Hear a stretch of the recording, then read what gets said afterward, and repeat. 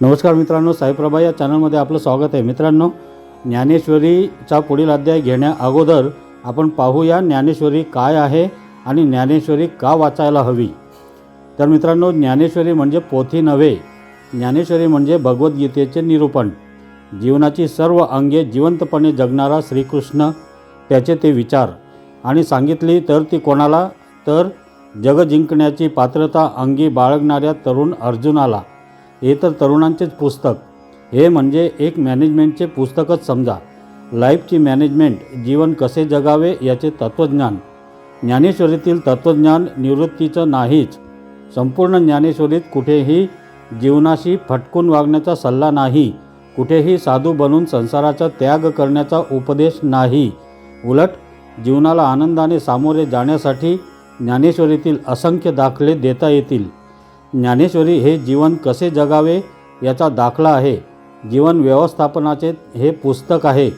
ते आयुष्याच्या सुरुवातीलाच वाचायला हवं, ते आचरणात आणायला हवं, त्याचा आनंद घ्यायला हवा.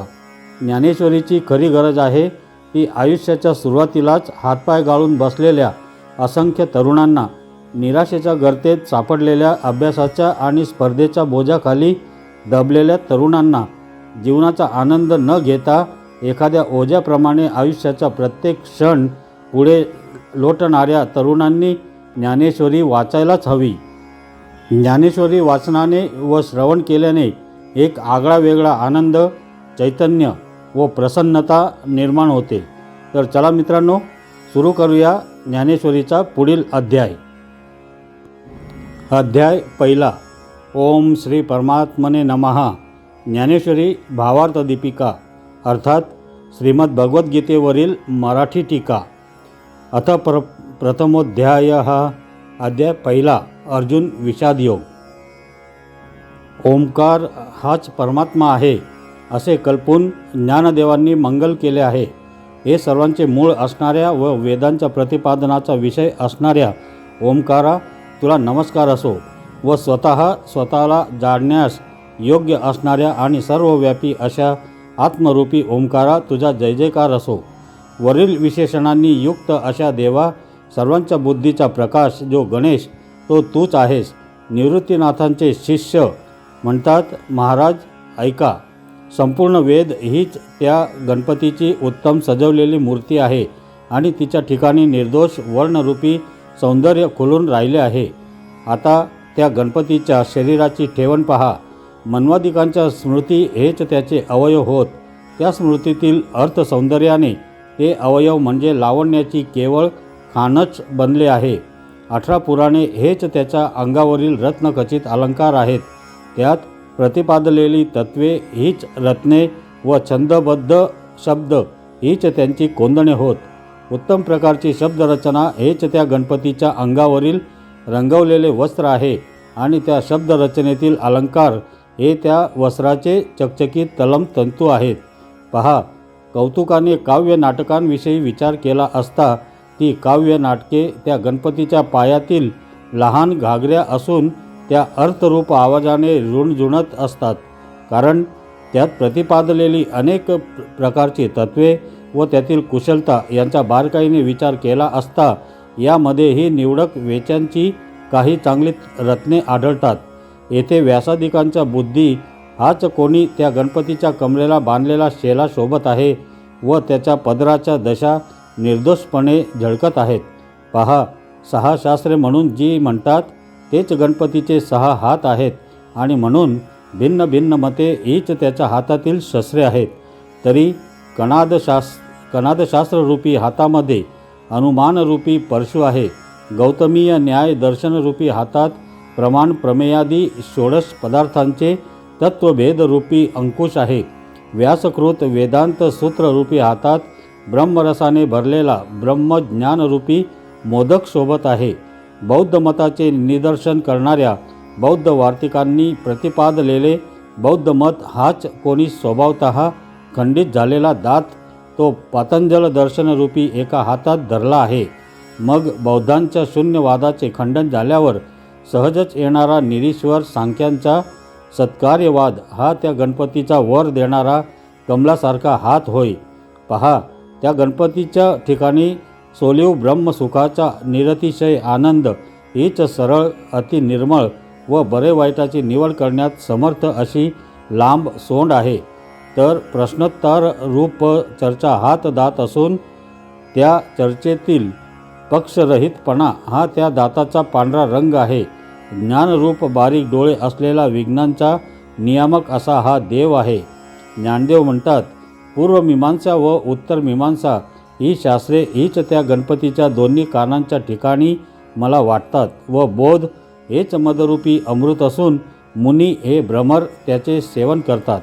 वर सांगितलेल्या श्रुती स्मृती वगैरेत प्रतिपादलेली तत्वे हीच त्या गणपतीच्या अंगावर तेजदार पोळी होत व द्वैत आणि अद्वैत मते हीच त्या गजवदनाच्या मस्तकावरील गंडस्थळे असून ती तुल्य बलाने तेथे एकत्र राहिलेली आहेत. ज्ञानरूपी मद देण्यात उदार असलेली ईशावास्यादी दशोपनिषद्रप सुगंधी फुले गंडस्थळावर असलेल्या मुकुटाच्या ठिकाणी चांगली शोभतात.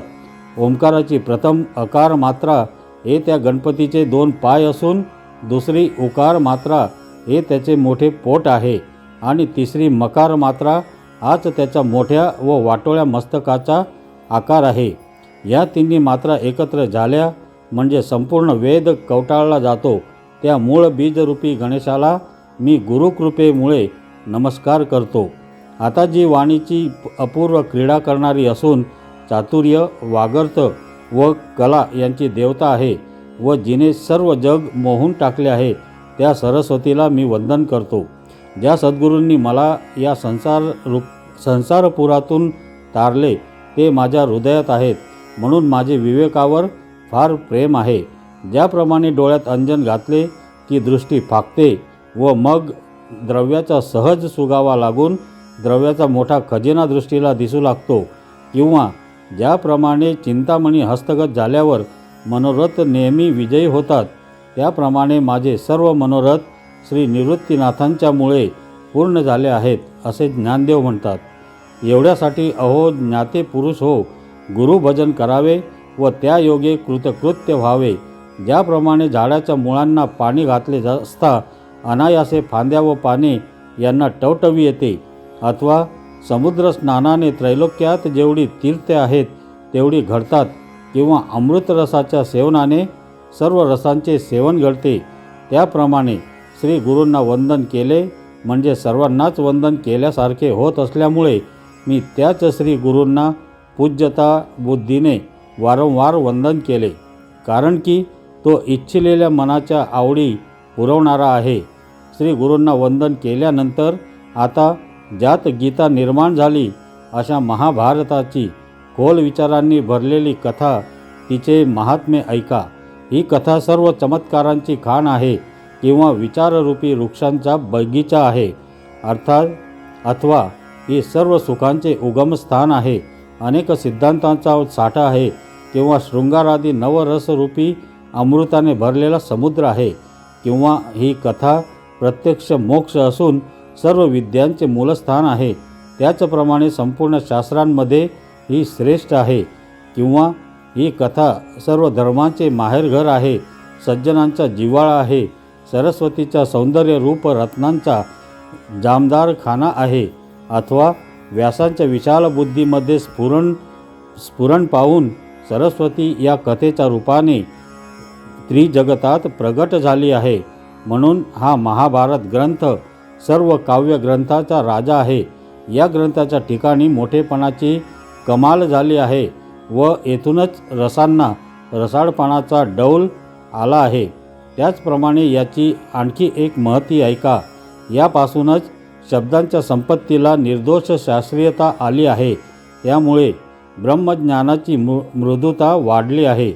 येथे या महाभारत ग्रंथात चतुरता शहाणी झाली, तत्वांना गोडी आली व सुखाचे ऐश्वर येथे पुष्ट झाले. गोडीचा गोडपणा, शृंगाराचा सुरेखपणा व योग्य वस्तूंना आलेला रूढपणा यापासूनच दिसू लागला. येथून कलांना कुशलता प्राप्त झाली. पुण्याला विशेष तेज चढले व म्हणूनच महाभारताच्या पठनाने जनमेजयाचे दोष हरले. आणि क्षणभर विचार केला तर असे दिसून येते की रंगांमध्ये सुरंगतेची वाढ झाली आहे, आनंदाला विशेष मनोहरता आली आहे. त्यामुळे सद्गुणांना चांगुलपणाचे विशेष सामर्थ्य प्राप्त झाले आहे. सूर्याच्या प्रकाशाने प्रकाशित झालेले त्रैलोक्य ज्याप्रमाणे उज्ज्वल दिसते, त्याप्रमाणे व्यासांच्या बुद्धीने व्यापलेले विश्व शोभते. किंवा उत्तम जमिनीत बी पेरले असता त्याचा जसा हवा तसा विस्तार होतो, त्याप्रमाणे भारतामध्ये 4 पुरुषार्थ हवे तेवढे प्रफुल्लित झाले आहेत. अथवा शहरात राहिल्याने मनुष्य जसा चाणाक्ष होतो, त्याप्रमाणे व्यासांच्या वाणीतील तेजाने सर्व गोष्टी उज्ज्वल व स्पष्ट झाल्या आहेत.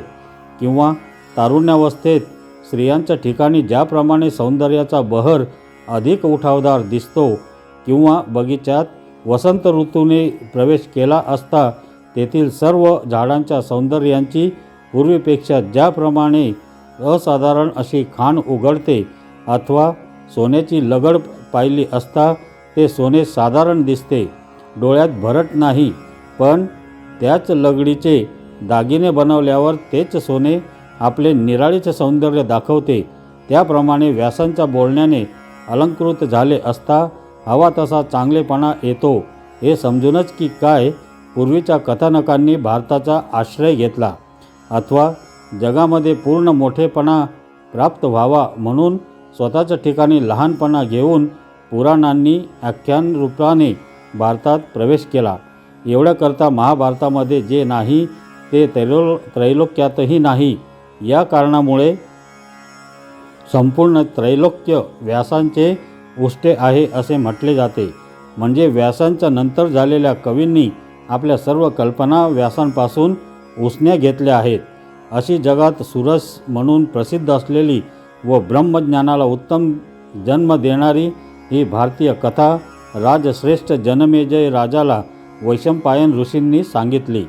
ऐका, हे महाभारत अद्वितीय, उत्तम, अतिपवित्र, निरुपम आणि श्रेष्ठ असे कल्याणाचे ठिकाण आहे.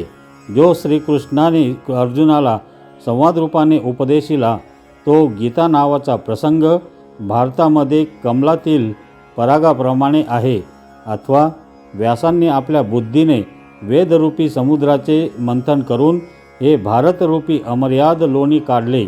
मग ते भारतरूपी लोणी ज्ञानरूपी अग्नीच्या संसर्गाने विचारपूर्वक कढवले.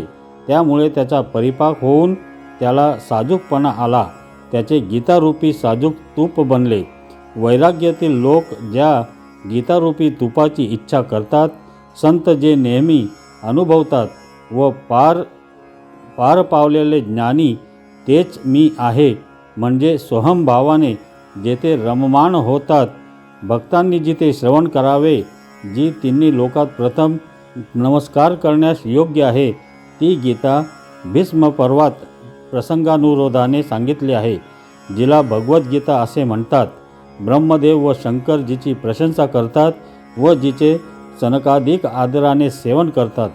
ज्याप्रमाणे शरद ऋतूच्या चंद्रकिरणातील अमृताचे कोमल कण चकोराची पिले मृदू मनाने वेचतात, त्याप्रमाणे चित्त अगदी हलके करून वासनांचा जडपणा टाकून मग श्रोत्यांनी ही कथा अनुभवावी.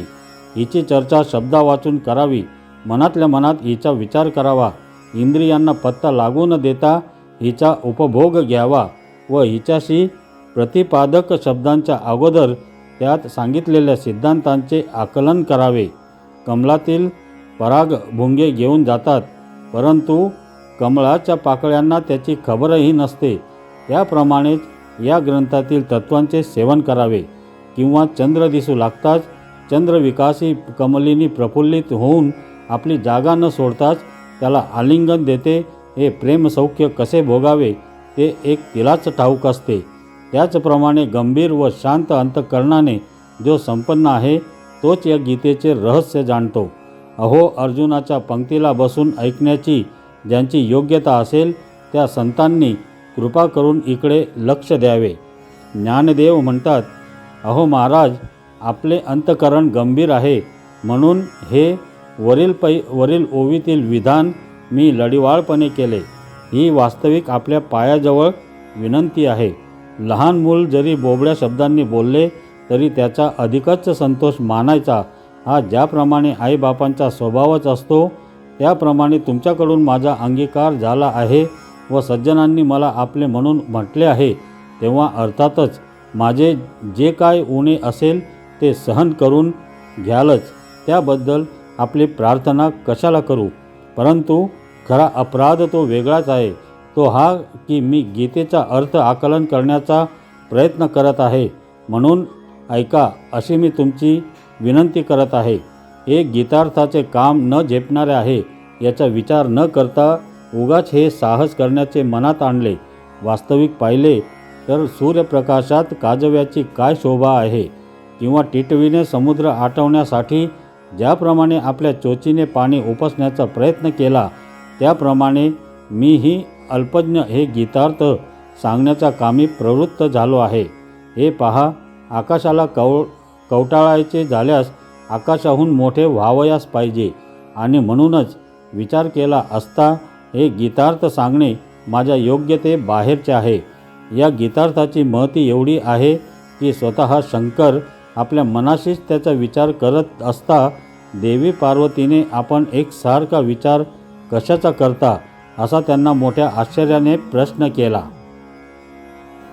त्यावर शंकर म्हणाले, हे देवी, ज्याप्रमाणे तुझ्या स्वरूपाचा अंत लागत नाही त्याप्रमाणे गीतेचाही अंत लागत नाही. हे गीता तत्व पाहावयास जावे तेव्हा नवीनच आहे असे दिसते.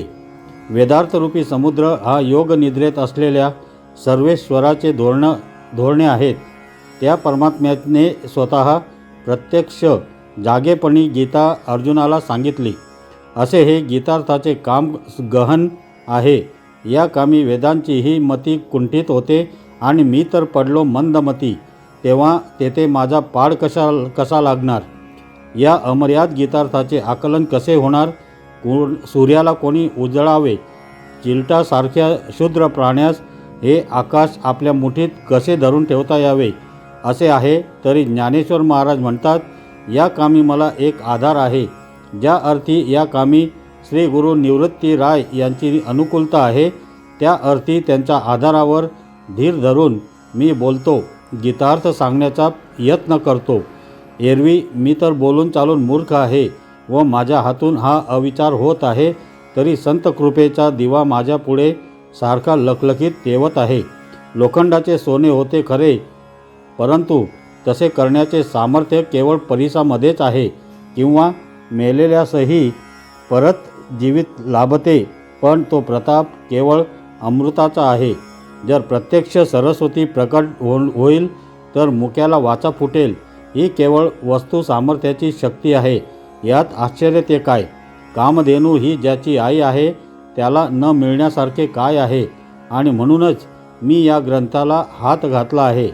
तरी उणे असेल ते पुरते व अधिक असेल ते मान्य करून घ्यावे अशी माझी आपणास विनंती आहे. आता आपण लक्ष द्यावे. आपण मला बोलवित आहात म्हणून मी बोलतो, गीतेचे व्याख्यान करतो. ज्याप्रमाणे लाकडी कळसूत्री बाहुली सूत्रधाराची दोरी जशी नाचवेल तशी नाचते, त्याप्रमाणे मी आपल्या कृपेतील असून साधूंचा केवळ निरोप्या आहे. ते सांगतील ते काम करणारा आहे. आता त्यांनी मला वाटेल तसे नटवावे. श्री गुरु म्हणाले, थांब, हे तू आम्हाला सांगावे असे नाही.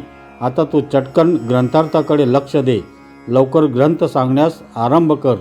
श्री गुरूंच्या भाषणावर निवृत्तीनाथांचे शिष्य अतिशय आनंदित होऊन म्हणाले, ते मी सांगतो, मोकळ्या मनाने ऐका.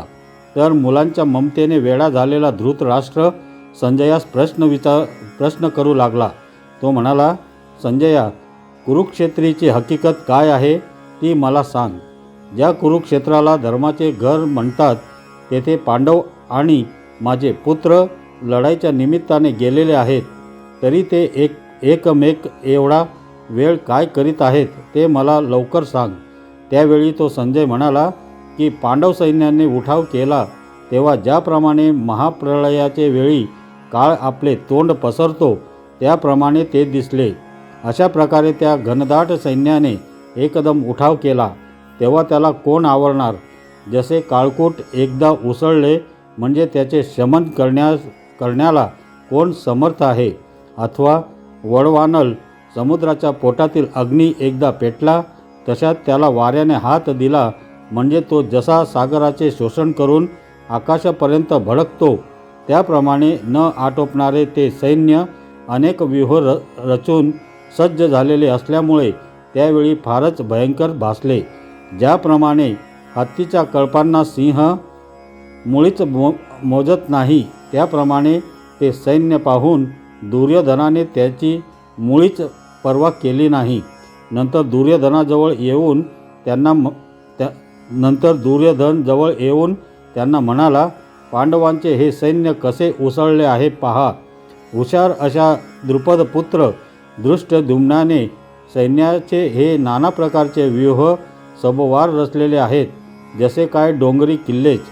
ज्याला तुम्ही शिक्षण देऊन शहाणे केलेत त्याने धृष्टद्युम्नाने हा सैन्य सिंह कसा उभा केला आहे ते पहा तर खरं.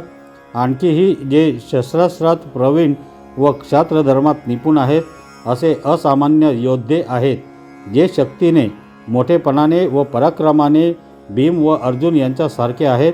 त्यांची नावे प्रसंग आला आहे म्हणून कौतुकाने सांगतो. येथे लढवय्या सात्यकी, विराट, महारथी श्रेष्ठ आणि शूर असा द्रुपद हे आले आहेत. चेकितान, धृष्टकेतू, पराक्रमी असा काशीराजा, नृपश्रेष्ठ, उत्तमौजा आणि राजा शैव हे पहा. हा कुंतीभोज पहा. येथे हा युधामन्यू आला आहे. आणखी पुरुजित वगैरे राजे आलेले आहेत ते पहा.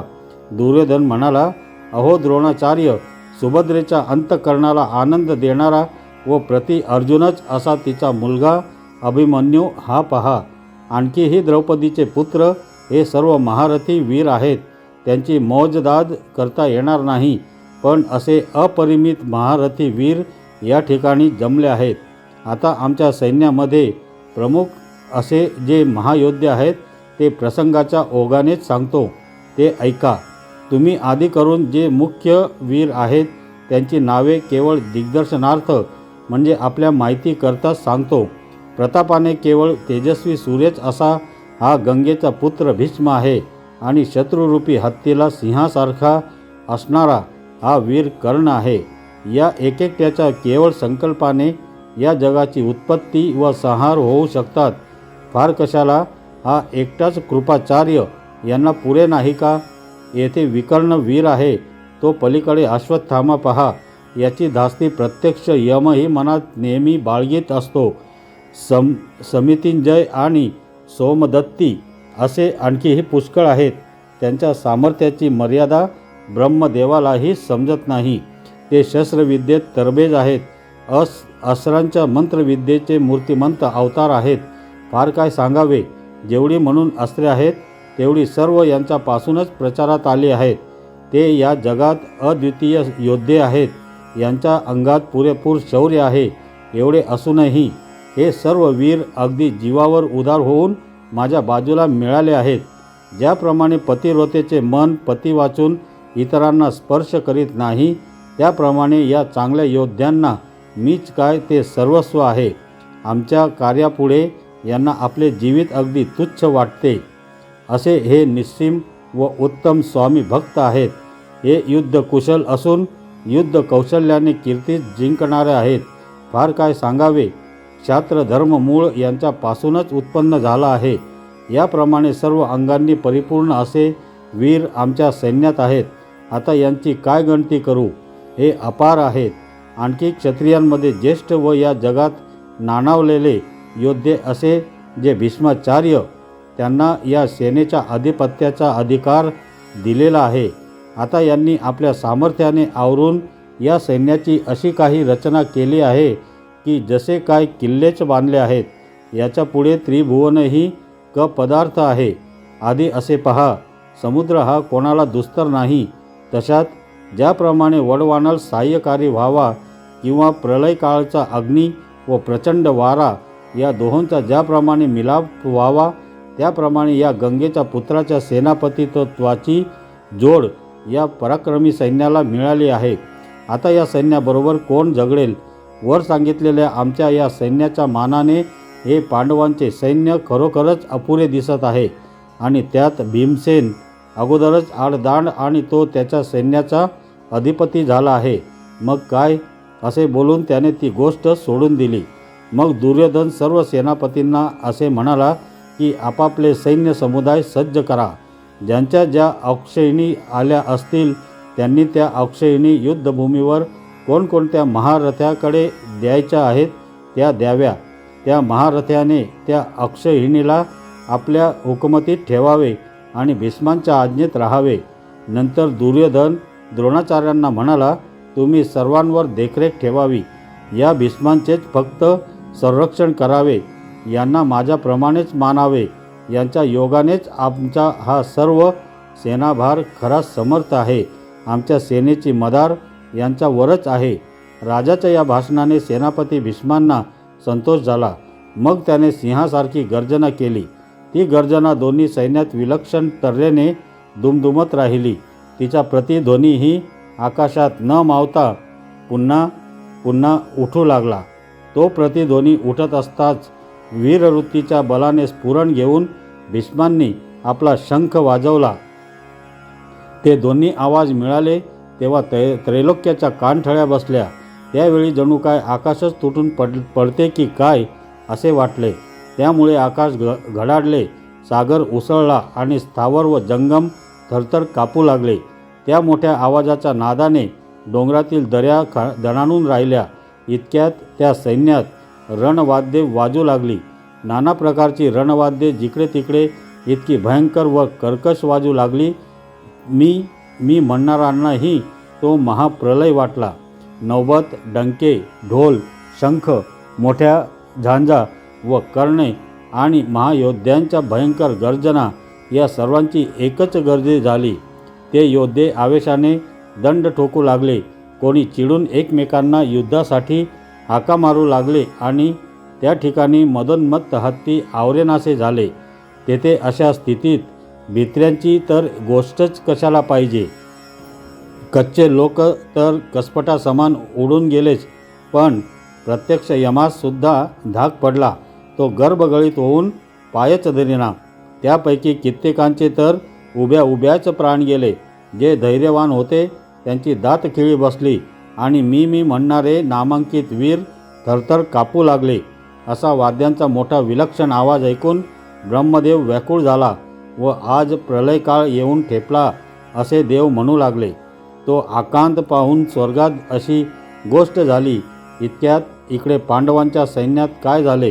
जो रथ विजयाचा गाभा किंवा महातेजाचे भांडारच होता, ज्याला वेगात गरुडाची बरोबरी करणारे 4 घोडे जुंपले होते व ज्याच्या तेजाने सर्व दिशा भरून गेल्या होत्या व जो दिव्य असा शोभत होता, म्हणून जणू काय पंख असलेला मेरू पर्वतच, ज्या रथावर सारथ्याचे काम करणारा प्रत्यक्ष वैकुंठाचा राजा श्रीकृष्ण आहे, त्या रथाचे गुण काय वर्णन करावेत. रथावर लावलेल्या निशाणाच्या खांबावर शंकराचा अवतार असलेल्या प्रत्यक्ष वानर मारुती होता व शारंगधर श्रीकृष्ण अर्जुनाच्या रथाचा सारथी होता. पहा त्या प्रभूचे नवल. त्याचे भक्ताविषयीचे प्रेम विलक्षण आहे, कारण तो सर्वशक्तिमान परमेश्वर पण अर्जुनाच्या सारथ्याचेही काम करत होता. आपल्या दासाला पाठीशी घालून तो स्वतः युद्धाच्या तोंडावर राहिला. त्या श्रीकृष्णाने पांचजन्य नावाचा शंख लीलेनेच वाजवला, परंतु त्याचा तो भयंकर आवाज गंभीरपणे घुमत राहिला. ज्याप्रमाणे उगवलेला सूर्य नक्षत्रांना लोपवून टाकतो, त्याप्रमाणे कौरवांच्या सैन्यात जिकडे तिकडे दुमदुमणारा जो वाद्यांचा कल्लोळ, तो त्या शंखाच्या महानादाने कोणीकडे लोपून गेला ते काही कळेना. त्याप्रमाणे पहा, नंतर त्या अर्जुनाने अतिगंभीर आवाजात आपला देवदत्त नावाचा शंख वाजवला. ते दोन्ही अचाट आवाज जेव्हा एकत्र मिळाले तेव्हा हे सर्व ब्रह्मांड शतचूर्ण होते की काय असे वाटू लागले. इतक्यात खवळलेल्या यमाप्रमाणे आवेश चढलेल्या भीमाने आपला पौंड्र नावाचा मोठा शंख वाजवला. त्याचा आवाज कल्पांताच्या वेळच्या मेघगर्जनेप्रमाणे अति गंभीर असा मोठा झाला. इतक्यात धर्मराजाने अनंत विजय नावाचा शंख वाजवला. नकुलाने सुघोष व सहदेवाने मणिपुष्पक या नावाचे शंख वाजवले. त्या आवाजाने कालही गडबडून गेला. त्या युद्धभूमीवर द्रौपदीचे पुत्र इत्यादी अनेक राजे होते. हा वीर्यशाली काशी राजा पहा. तेथे अर्जुनाचा मुलगा अभिमन्यू, अजिंक्य, सात्यकी, राजश्रेष्ठ, दृष्टद्युम्न व शिखंडी, विराटाधिक मोठे मोठे राजे जे महत्त्वाचे शूर सैनिक होते, त्यांनी सर्वांनी निरनिराळे शंख एकसारखे वाजवण्यास आरंभ केला. त्या मोठ्या घोषाच्या दणक्याने शेष व कूर्म हे एकदम गोंधळून गेले आणि आपण धरलेले पृथ्वीचे ओझे टाकून देण्याच्या बेतात आले. त्यामुळे तिन्ही लोक डळमळू लागले. मेरू व मंदार पर्वत मागे पुढे झोके खाऊ लागले व समुद्राच्या लाटा कैलासापर्यंत उसळल्या. जमीन उलटते की काय व आकाशाला हिसके बसू लागल्यामुळे नक्षत्रांचा सडाच पडतो की काय असे वाटू लागले. सृष्टी चालली रे चालली, देवांना निराधार स्थिती आली, अशी ब्रह्मलोकात एकच ओरड झाली. दिवसाच सूर्य थांबला व प्रलयकाळ सुरू व्हावा त्याप्रमाणे तिन्ही लोकात हाहाकार उडाला. ते पाहून परमात्मा विस्मित झाला व मनात म्हणाला, न जाणो सृष्टीचा अंत होईल, तो चुकवावा म्हणून. मग त्याने विलक्षण गोंधळ एकदम शांत केला. त्यामुळे जग सावरले. नाहीतर ज्यावेळी कृष्णादिकांनी आपले दिव्य शंख वाजवले त्यावेळीच युगांत होण्याची वेळ आली होती. तो घोष तर शांत झाला, पण त्याचा प्रतिध्वनी जो शिल्लक राहिला होता त्यामुळेच सर्व कौरवांच्या सैन्याची दाणादाण उडाली. हत्तींच्या कळपाची सिंह लीलेनेच जशी फाक करतो तशी कौरवांची अंतःकरणे त्या प्रतिध्वनीने भेदून टाकली. तो प्रतिध्वनी दुमदुमत असताना जेव्हा त्यांच्या कानावर आला तेव्हा उभेपणीच त्यांच्या काळजाने ठाव सोडला. त्यातले त्यात ते एकमेकांना अरे सावध रे सावध म्हणू लागले. त्या सैन्यात पराक्रमाने व मोठेपणाने जे पुरे शूर महारथी होते त्यांनी पुन्हा सैन्याला आवरले. मग ते लढण्याच्या तयारीने सिद्ध झालेले व दुप्पट जोराने उसळले. त्या सैन्याच्या उसळण्याने तिन्ही लोक त्रस्त झाले. त्यावेळी प्रलयकाळी मेघ ज्याप्रमाणे अनिवार्य वर्षाव करतात त्याप्रमाणे मनुष्य धारण करणारे योद्धे बाणांचा एकसारखा वर्षाव करू लागले. अर्जुनाने ते पाहून मनात संतोष मानला आणि मग उत्सुकतेने सैन्याकडे नजर फेकली. तेव्हा युद्धाला तयार असलेले सर्व कौरव त्याने पाहिले. मग पांडुपुत्र अर्जुनाने लीलेनेच धनुष्य उचलून घेतले. त्यावेळी अर्जुन म्हणाला, देवा, आता चटकन रथ हाकावा व तो दोन्ही सैन्याच्या मध्यभागी नेऊन उभा करावा. जोपर्यंत हे सर्व झुंजण्याकरता आलेले शूर सैनिक मी क्षणभर पुरते न्याहाळून पाहीन तोपर्यंत रथ उभा कर. येथे सर्व आले आहेत, पण मी रणात कोणाबरोबर लढावे याचा विचार करणे जरूर आहे, म्हणून मी पाहतो. फार करून हे कौरव उतावीळ व दुष्ट बुद्धीचे असून पुरुषार्थ वाचून युद्धाचे हाव धरतात. ते लढाईची हौस तर बाळगतात, पण युद्धात टिकाव धरत नाहीत. इतके सांगून संजय धृतराष्ट्र राजाला पुढे काय म्हणाला ऐका. अर्जुन एवढे बोलला इतक्यात श्रीकृष्णाने रथ हाकला व त्याने तो दोन्ही सैन्यांमध्ये उभा केला.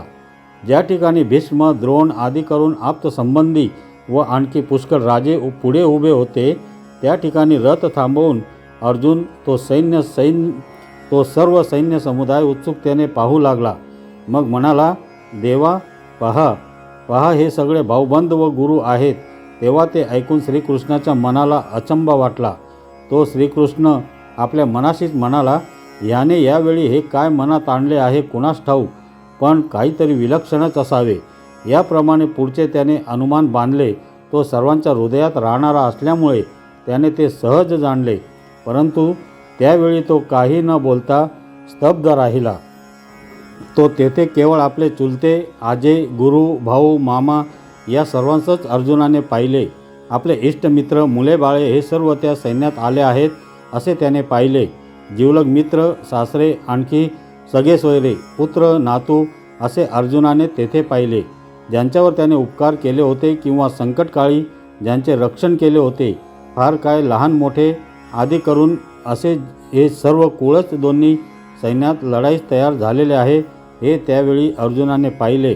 त्या प्रसंगी अर्जुनाच्या मनात गडबड उडाली आणि त्यामुळे त्याच्या मनात सहजच करुणा उत्पन्न झाली. त्या अपमानामुळे अर्जुनाच्या अंगातील वीरवृत्ती निघून गेली.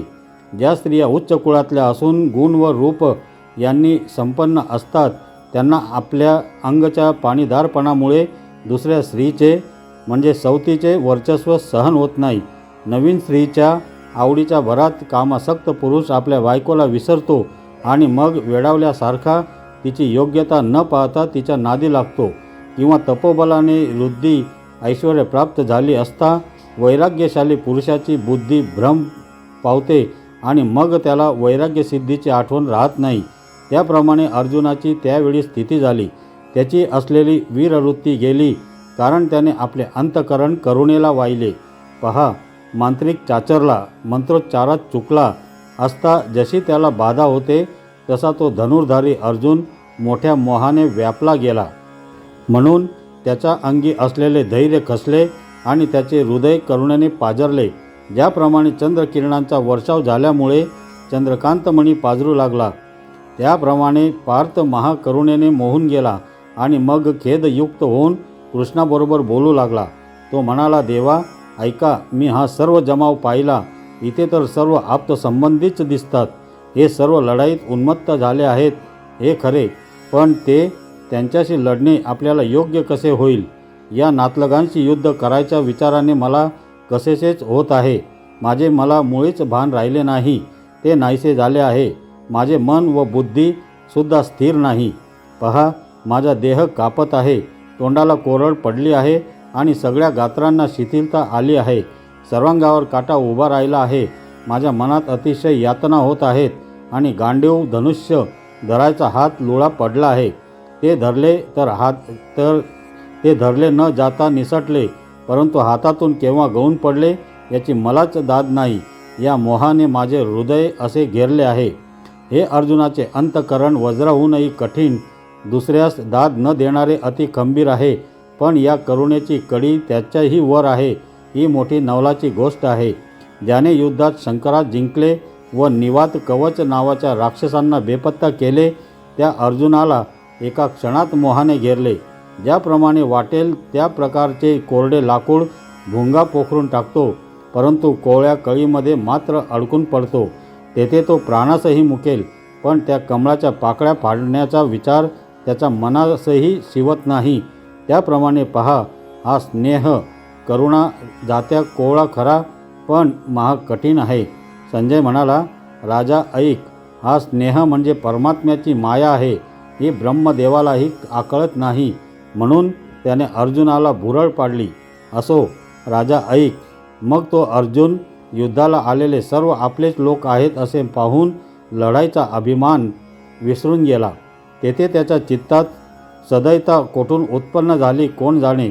मग तो म्हणाला, कृष्णा, आपण आता येथे राहू नये हे बरे. या सर्वांना मारावयाचे हे मनात येताच त्याने माझे मन अतिशय व्याकुळ होत आहे आणि तोंड हवे ते बरळू लागते. या कौरवांना मारणे जर योग्य आहे तर धर्मराजाधिकांना मारण्याला काय हरकत आहे? कारण की हे सर्व आम्ही एकमेकांचे नातलगच आहोत. याकरता आग लागो या युद्धाला. मला हे पसंत नाही. या महापापाची आपणास गरज काय आहे? देवा, अनेक दृष्टींनी विचार केला असता असे वाटते की यावेळी युद्ध केले तर त्याचा परिणाम वाईट होईल, पण ते जर टाळले तर काही लाभ कल्याण होईल.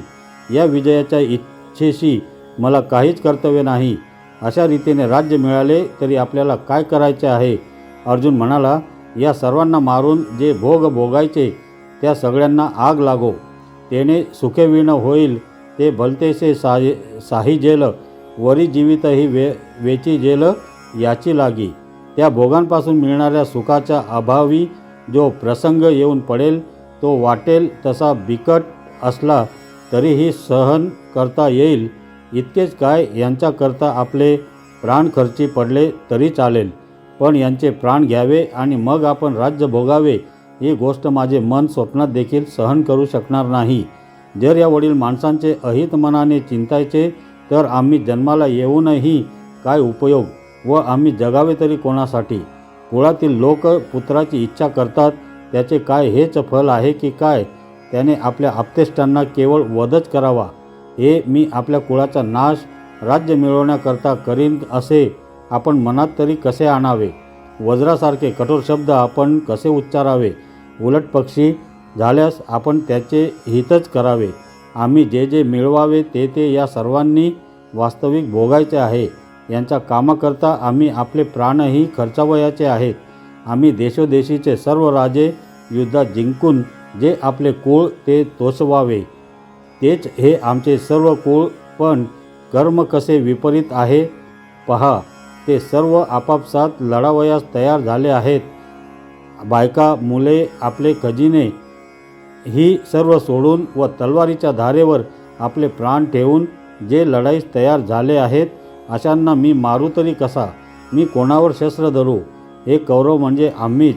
तेव्हा यांना मारणे म्हणजे आपलाच घात करणे होय. या दृष्टीने अर्जुन म्हणतो, मी आपला काळजाचा घात कसा करू? हे कोण आहेत तू जाणत नाहीस का? ज्यांचे आमच्यावर असामान्य उपकार आहेत असे भीष्म व द्रोण हे पलीकडे आहेत पहा. येथे या सैन्यात मेव्हणे सासरे मामे आणि हे सर्व इतर सर्व बंधू पुत्र नातू आणि केवळ इष्टही आहेत. ऐक, अतिशय जवळचे असे हे आमचे सर्व सोयरे आहेत आणि म्हणूनच यांना मारावे असे वाणीने नुसते बोलणे सुद्धा पाप आहे. उलट पक्षी हे वाटेल ते करोत. आत्ताच पाहिजे तर आम्हास येथे मारोत, पण आम्ही यांच्या घाताची गोष्ट मनातही आणणे बरोबर नाही. त्रैलोक्याचे समग्र राज्य जरी मिळणार असले तरी हे अयोग्य काम मी करणार नाही. जर आज आम्ही येथे असे यांच्याशी लढाई करून यांना ठार मारले, युद्ध केले, तर मग आमच्याविषयी कोणाच्या मनात आदर राहील? आणि मग कृष्ण सांग तुझे मुख आम्हाला कसे दिसेल? तू आम्हाला अंतरशील. जर मी गोत्रजांचा वध केला तर सर्व दोषांचे मी वसतिस्थान होईल आणि मग ज्या तुझी जोड मला लाभली आहे तो तू आमच्या हातचा जाशील. कुळाच्या घाताने घडणारी सर्व पातके जेव्हा अंगी जळतील तेव्हा तुला कोणी कोठे पाहावे? ज्याप्रमाणे बगीचाला भयंकर आग लागलेली पाहून कोकिळ तेथे क्षणभरही थांबत नाही, चिखलाने भरलेले सरोवर पाहून कमलपत्रावर बसून चंद्रामृत सेवन करणारा चकोर त्यात न राहता त्याचा त्याग करून तेथून निघून जातो, त्याप्रमाणे हे देवा, जर माझ्या ठिकाणचा पुण्याचा ओलावा नाहीसा झाला तर तू आपल्या मायेने मला चुकवून माझेकडे येणार नाहीस. म्हणून मी युद्ध हे करणार नाही, या लढाईमध्ये हत्यार धरणार नाही, कारण हे युद्ध पुष्कळ प्रकारांनी निंद्य दिसत आहे. तुझ्याशी ताटातूट होईल तर मग कृष्णा तुझ्या वाचून त्या दुःखाने वियोगाने आमचे हृदय दुभंग होईल. एवढ्याकरता कौरव मारले जावेत आणि आम्ही राज्य भोगावेत हे राहू दे. ही गोष्ट घडणे अशक्य आहे असे अर्जुन म्हणाला. हे कौरव अभिमानाच्या मस्तीने भडकून जरी लढण्याकरता आले आहेत तरी पण आम्ही आपले हित कशात आहे ते पाहिले पाहिजे. आपलेच आप्तसंबंधी आपण मारावे हे असे भलतेच कसे करावे? जाणून बुजून हे कालकूट विष कसे घ्यावे? अहो महाराज, रस्त्याने चालले असता अकस्मात सिंह आडवा आला तर त्याला चुकवून जाण्यातच आपले हित आहे. असलेला उजेड टाकून अंधकूपाचा आश्रय केला तर देवा त्यात काय हित आहे सांग बरे? किंवा समोर अग्नी पाहून त्याला चुकवून जर आपण पलीकडे गेलो नाही तर तो एका क्षणात आपणास घेरून जाळून टाकील. त्याचप्रमाणे हे मूर्तिमंत दोष आमच्या अंगावर आदळू पाहत आहेत हे समजत असताही या कामी कसे प्रवृत्त व्हावे? त्यावेळी इतके बोलून पार्थ म्हणाला, देवा ऐक, मी तुला या पापाचा भयंकरपणा सांगतो. ज्याप्रमाणे लाकडाने लाकूड घासले असता तेथे अग्नी उत्पन्न होतो आणि तो भडकला म्हणजे सर्व लाकडांना जाळून टाकतो, त्याप्रमाणे कुळामध्ये मत्सराने एकमेकांचा वध केला तर त्या महाभयंकर दोषाने कुळच नाशाला पावते. म्हणून या पापाने वंशपरंपरागत आलेल्या धर्माचा लोप होईल आणि मग कुळामध्ये अधर्मच माजेल. तेथे सारासार विचार, कोणी कशाचे आचरण करावे व विधिनिषेध, कर्तव्य काय व अकर्तव्य काय, या सगळ्या गोष्टी बंद पडतात. जवळ असलेला दिवा मालवून मग अंधारात वावरू लागले तर ज्याप्रमाणे सरळ चालले असता अडखळण्याचा प्रसंग येतो, त्याप्रमाणे ज्यावेळी कुलक्षय होतो त्यावेळी कुळात पहिल्यापासून चालत आलेल्या धर्माचा लोप होतो. मग तेथे पापा वाचून दुसरे काय असणार. ज्यावेळी इंद्रिय व मन यांचा निग्रह थांबतो त्यावेळी इंद्रिय स्वैर सुटतात आणि मग सहजच कुलीन स्त्रियांच्या हातून व्यभिचार घडतो.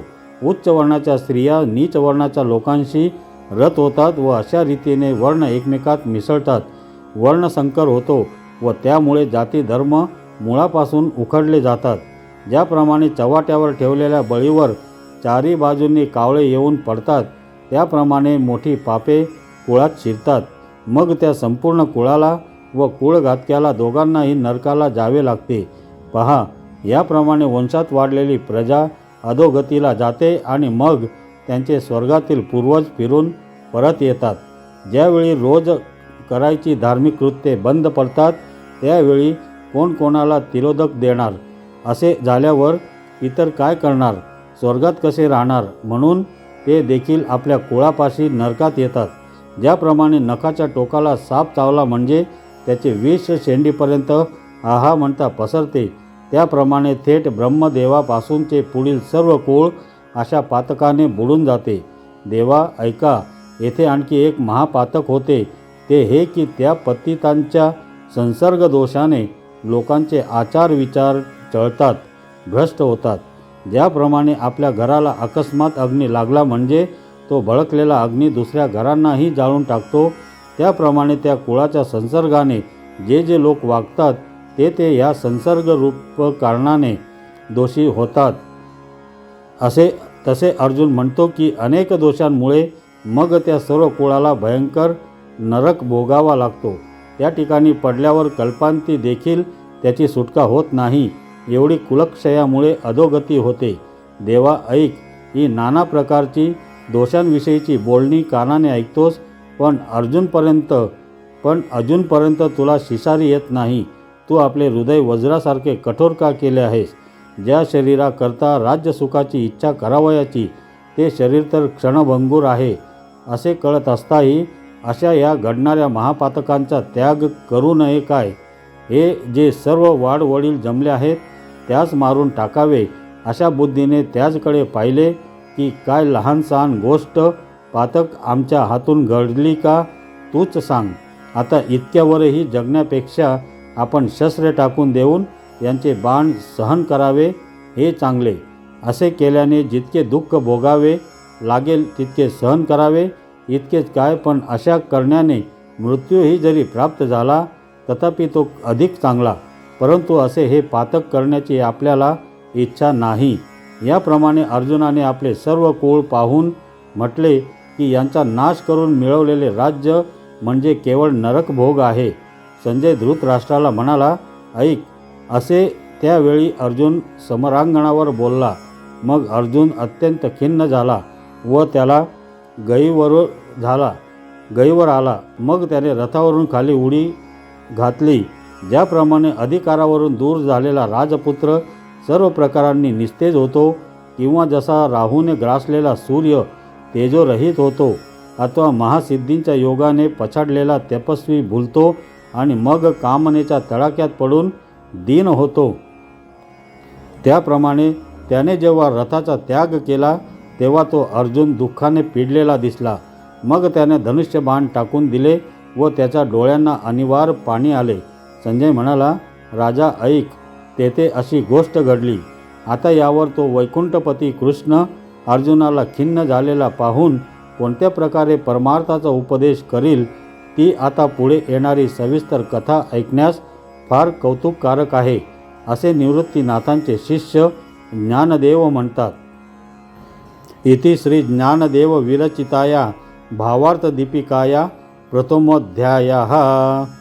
तर मित्रांनो, अशा प्रकारे सार्थ ज्ञानेश्वरी या ग्रंथाचा अध्याय पहिला येथे समाप्त झाला.